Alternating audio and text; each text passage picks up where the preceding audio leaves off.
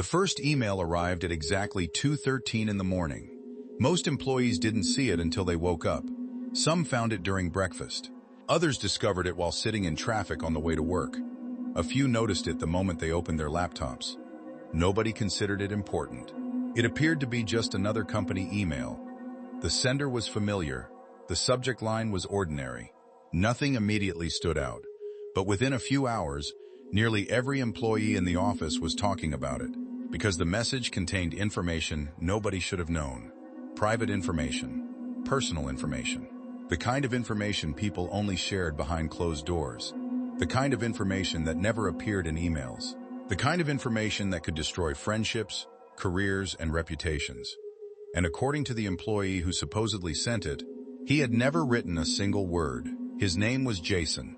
By every account, Jason was exactly the kind of coworker people trusted. He worked in accounting, mid-30s, married, friendly, professional. The sort of employee managers appreciated, the sort of employee coworkers enjoyed working beside. He had no disciplinary history, no complaints, no conflicts, no reason to become the center of a workplace mystery. Yet by the end of that week, everyone in the company knew his name. The email itself wasn't threatening, at least not at first. It simply contained a list of conversations. Who said what? Who disliked whom? Which manager planned to resign? Which employee was secretly interviewing elsewhere? Which team member was involved in a workplace relationship? Nothing was proven, but enough details were accurate to make people uncomfortable. The office became unusually quiet that morning. People whispered. Doors closed. Meetings appeared on calendars without explanation. Everyone wanted to know the same thing. How did Jason know all of this? When confronted, Jason appeared genuinely confused. According to multiple coworkers, he looked more frightened than anyone else. He denied writing the email. He denied scheduling it. He denied knowing anything about the information inside it.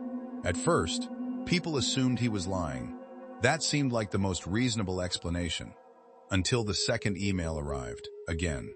2:13 a.m. Exactly. Not 2:12. Not 2:14, 2:13. This time the message contained information from conversations that had taken place only hours earlier. Conversations Jason wasn't present for.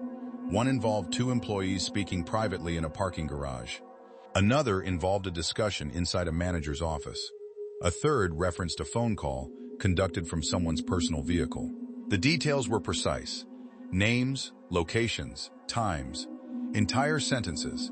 Employees began checking rooms for hidden microphones. Some suspected hacking, others suspected surveillance.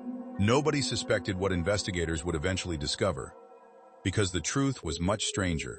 Over the following weeks, the messages continued. Every few nights, always 2:13 a.m., always from Jason's account, always containing information nobody should possess. Then the tone changed. The messages became darker. Instead of reporting events, they started predicting them. The first prediction seemed harmless. One email stated that two employees would have an argument during a budget meeting. 3 days later, it happened, word for word. The next prediction involved a resignation. The email described who would quit, when they would quit, and what they would say during the meeting. Again, everything happened exactly as written. People became nervous. Management became concerned. Then came the prediction that changed everything. An email announced that a department manager would be terminated within 2 weeks. The manager laughed when coworkers mentioned it. He considered the entire situation ridiculous. 11 days later, he was fired. The reason was unrelated to the emails, but the outcome matched perfectly. By then, the office atmosphere had changed dramatically. Employees avoided discussing personal matters at work. Conversations became shorter. Trust began disappearing.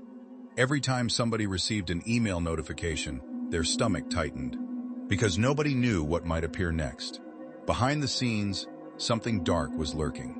Not because people believed the messages predicted the future, but because the predictions kept becoming reality. Eventually, company executives brought in the IT department. A full investigation began. If Jason was responsible, evidence would be found. If somebody had hacked his account, evidence would be found. At least that was the expectation. Instead, Investigators discovered something that made the situation even more confusing. Jason's account had not been hacked. There were no unauthorized logins, no suspicious connections, no malware, no security breaches. Everything pointed toward a simple conclusion. The emails were being sent legitimately, using Jason's credentials, from inside the building. More specifically, from Jason's workstation. That should have ended the mystery. Except for one problem. Jason wasn't there when the emails were sent. Security footage confirmed it. Investigators reviewed recordings covering multiple nights. Every email timestamp matched an empty desk. No Jason, no employee, nobody using the computer. The workstation sat completely alone, monitors dark, office empty. Yet somehow emails continued appearing. The footage was checked repeatedly. Different investigators reviewed it, different departments reviewed it. Everyone reached the same conclusion. Nobody was touching the computer, and yet messages kept leaving it. The discovery spread throughout the office almost immediately. Some employees refused to stay late. Others requested remote work. Several resigned entirely. Jason himself became increasingly withdrawn. Co-workers noticed changes. He stopped attending lunches, stopped participating in conversations, stopped making eye contact. Many assumed he was under enormous stress, which was understandable. The entire company suspected him, even those who believed he was innocent. Then another development surfaced, one that shifted attention away from Jason completely: a police report. The document appeared during an internal review conducted by Human Resources. It concerned a former employee, a man who had worked in the same department years earlier. At first, the connection seemed insignificant. Then someone noticed something disturbing. The former employee had occupied the exact same desk, Jason's desk, years before. The report described a severe psychological breakdown. According to records, the employee became convinced coworkers were discussing him behind his back. He believed conversations contained hidden meanings. He spent months documenting employee interactions, recording details, collecting notes, tracking workplace relationships. Eventually, he was hospitalized. The case faded from memory. Most current employees had never heard of him. But when investigators compared some of his surviving notes with the anonymous emails, they noticed similarities: writing style, sentence structure, even specific phrases. The discovery shocked management. Yet nobody could explain how a former employee connected to events happening years later. The mystery deepened. Weeks became months. The emails continued. Then suddenly, they stopped. No warning, no explanation, nothing. One day they simply ended. IT replaced equipment throughout the department. New computers, new servers, new security systems. Management announced the issue had been resolved. Employees celebrated. For the first time in months, normality returned. People relaxed. Conversations resumed. Trust slowly recovered. Jason appeared relieved. Everyone believed the nightmare was over. 3 months passed. Then another email arrived. 2:13 a.m. The entire office froze. But this time it wasn't from Jason. It came from someone else. A completely different employee. The next message came from another account. Then another. Then another. The pattern spread. Multiple employee accounts became involved. The same writing style. The same strange predictions. The same impossible details. The problem had evolved, and now nobody knew where to look. Investigators launched another review. This time they focused on historical server data, archived records, backup systems, forgotten storage. The goal was simple: find the origin, find the first message, find whoever started it. What they discovered was far more disturbing than anyone expected.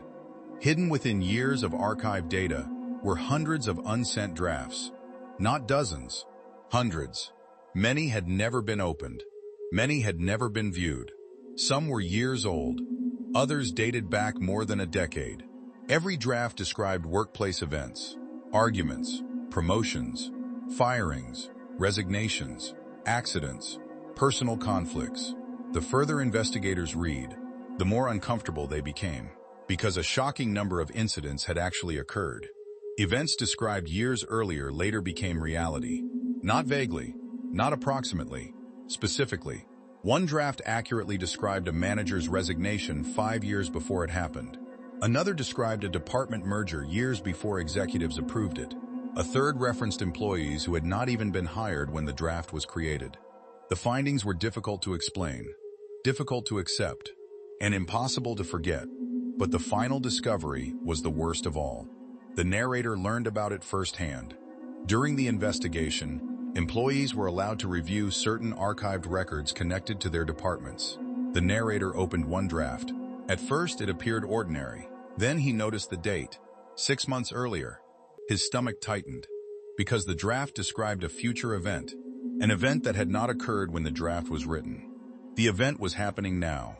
The narrator continued reading. Each sentence felt heavier than the last. The draft described a person sitting alone, reading archived messages. Late in the evening, inside the office, the details matched perfectly. Then came the final paragraph. The narrator remembers every word, not because he wanted to, because he couldn't forget them. The draft described him reaching the final page.